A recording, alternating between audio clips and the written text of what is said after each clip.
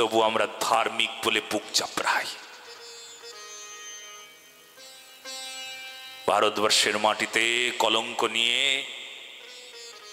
গোহত্যার পাপ আমাদের সবার মাথার উপর। হা হা, যারা সারা পৃথিবী থেকে শুনছেন সবাইকে বলছি, গোহত্যার পাপ মাথার উপর। যতদিন পর্যন্ত ভারতবর্ষের মাটিতে গোহত্যা বন্ধ না হয়, সরকার আইন প্রণয়ন না করে যে গোহত্যা হবে না,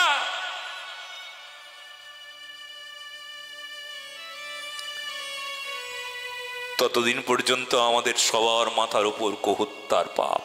আপনি মনে মনে ভাবছেন আমি তো গোহত্যা করি নাই, কিন্তু পাপ নিতে হচ্ছে।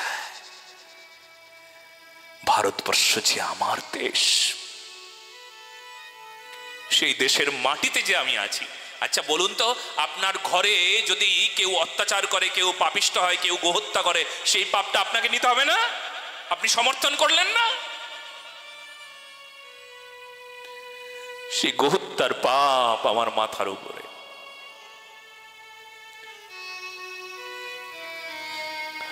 মাগো,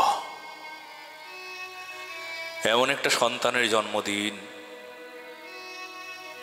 যে সন্তান গো সেবক হবে, গোমাতার জন্য জীবন উৎসর্গ করে দেবে, ধর্মের জন্য প্রাণ বলিদান দেবে। সবাই তো মরে, মরতেই তো হবে। দেশের জন্য মরবার জন্য তৈরি কে থাকবে?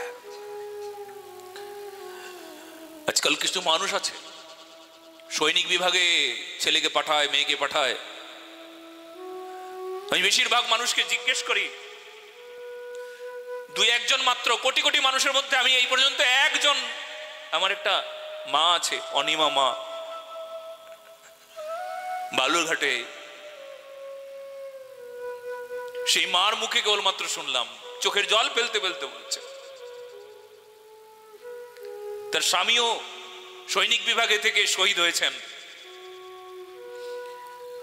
আর তার একমাত্র মেয়ে, একটাই মেয়ে, মেয়েকে সৈনিক বানাবো, দেশের সেবা করবে, দেশের জন্য মরুক আমার মেয়ে।